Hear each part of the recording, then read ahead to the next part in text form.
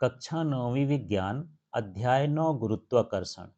इसके अभ्यास के प्रश्न है और ये प्रश्न 8 हैं। इसको हल करके देखते हैं, समझते हैं इनका उत्तर कैसे लिखेंगे। मुक्त पतन का त्वरण क्या है?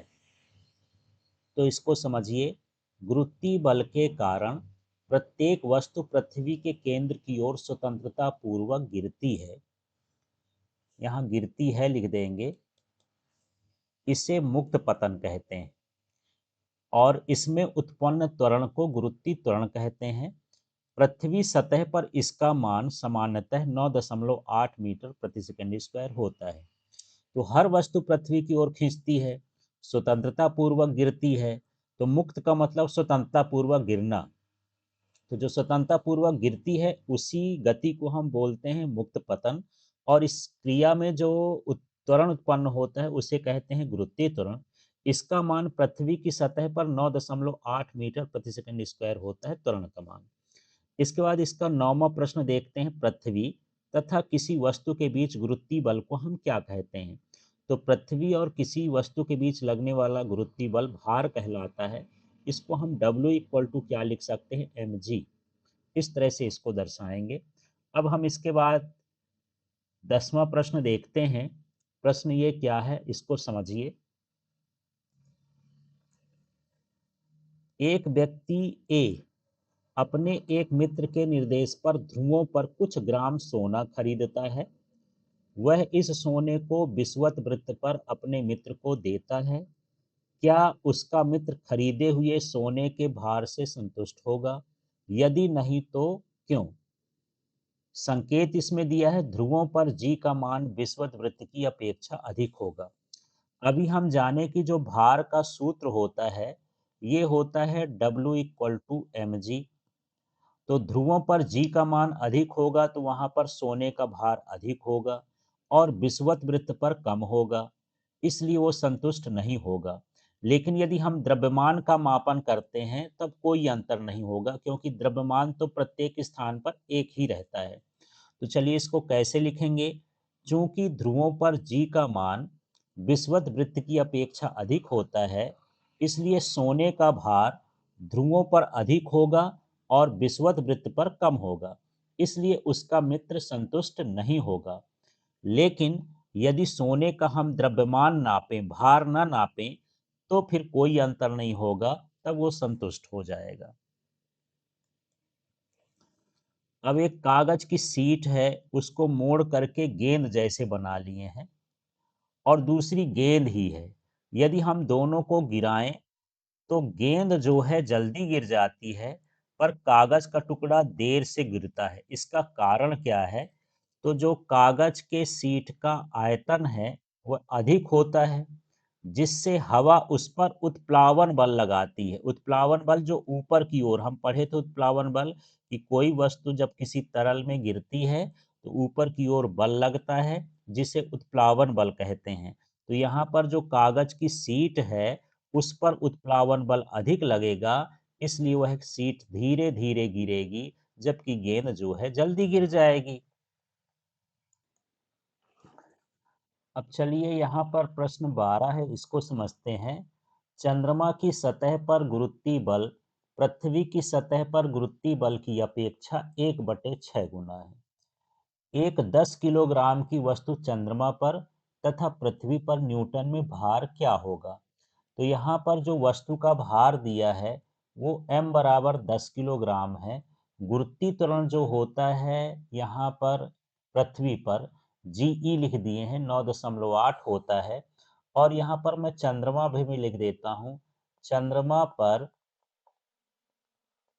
गुरुत्वीय त्वरण तो ये हो जाएगा GM का मान, ये 9.8 का 1/6 गुना होता है। तो यहाँ पर 1/6 गुणे 9.8 हो जाएगा इसका मान।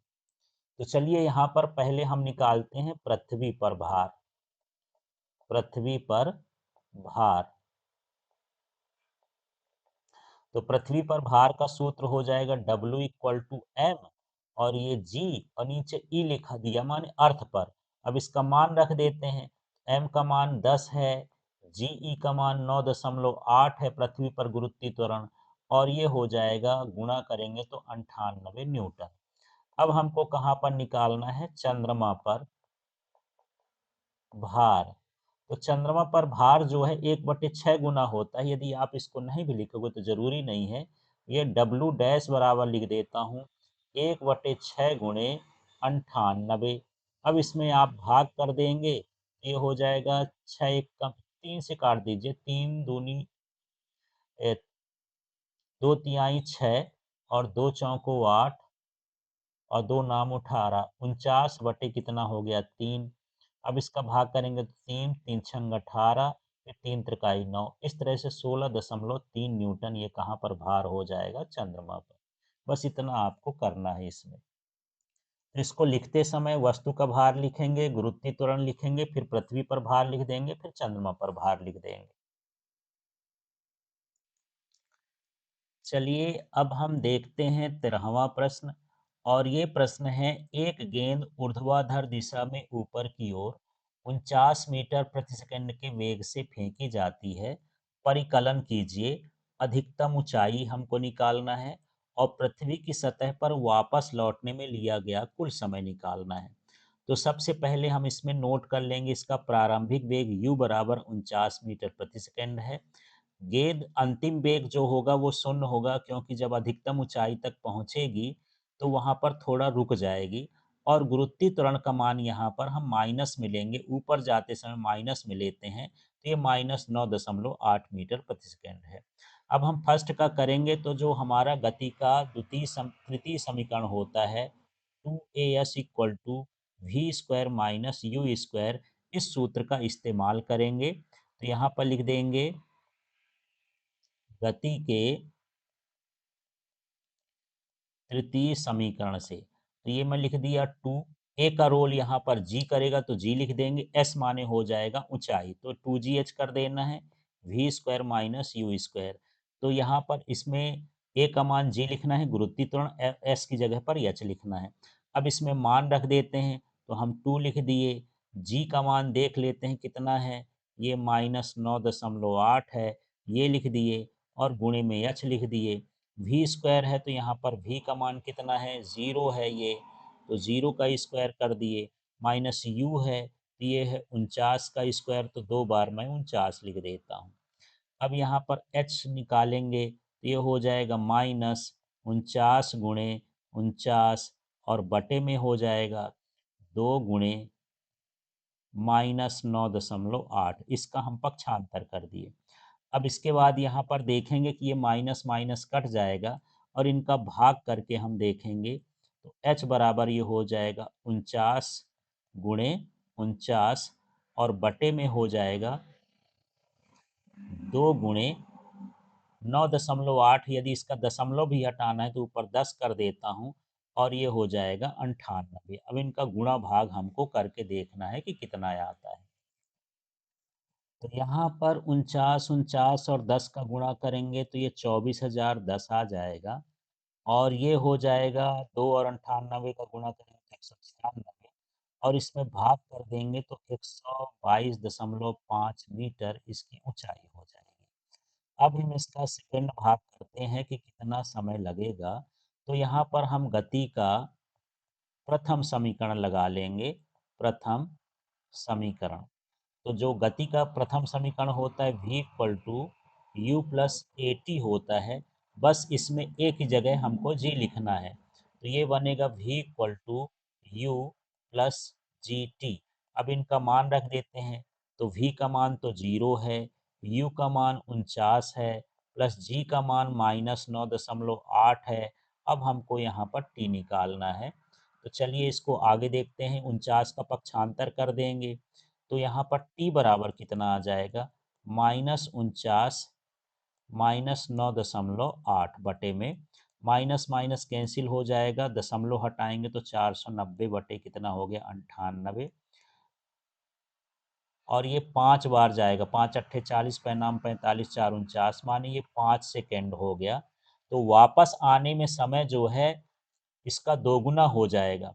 ये जाने भर का समय है, जब कोई बॉल को आप फेंकोगे तो ऊपर जाएगी तो कितना लगा? 5 सेकेंड। और वापस भी आएगी तो कितना लगेगा, 5 सेकेंड, तो कुल कितना हो जाएगा, 10 सेकेंड। तो वापस आने में लगा समय, आने में लगा समय बराबर कितना हो जाएगा, 2t। इसका मतलब 2 × 5 बराबर 10 सेकेंड। अब इसमें हमारे पास 14वां प्रश्न है, उसको देखते हैं। 19.6 मीटर ऊंची एक मीनार की चोटी से एक पत्थर छोड़ा जाता है। पृथ्वी पर पहुंचने से पहले इसका अंतिम वेग ज्ञात कीजिए। तो चलिए, पत्थर का जो प्रारंभिक वेग है, ये u बराबर कितना है, 0, क्योंकि शुरू में तो हम इसको छोड़ रहे हैं। फिर जो पत्थर की ऊंचाई है, ये कितना ऊंचाई दूर से हम कर रहे हैं, 19.6, तो h का मान 19.6 है। गुरुत्वीय त्वरण जो है 9.8 मीटर प्रति सेकेंड है। यहाँ पर हम गति का तृतीय समीकरण निकालेंगे, तो v square minus u square बराबर क्या है, 2gh। मान रख देंगे वी स्क्वायर, यहाँ पर u का मान तो 0 है तो 0 लिख दिए, 2 लिख दिए, जी का मान 9.8 है, 9.8, एच का मान 19.6 तो 19.6। तो इस तरह से वी स्क्वायर, अब यहाँ पर 2 का गुणा यदि 9.8 में करेंगे तो 19.6 आ गया। अब यहाँ पर ये समझ लीजिए कि ये 19.6 का स्क्वायर हो गया। दोनों तरफ का स्क्वायर काट देंगे तो v बराबर क्या हो जाएगा, 19.6 मीटर प्रति सेकेंड। ये उसका अंतिम वेग होगा।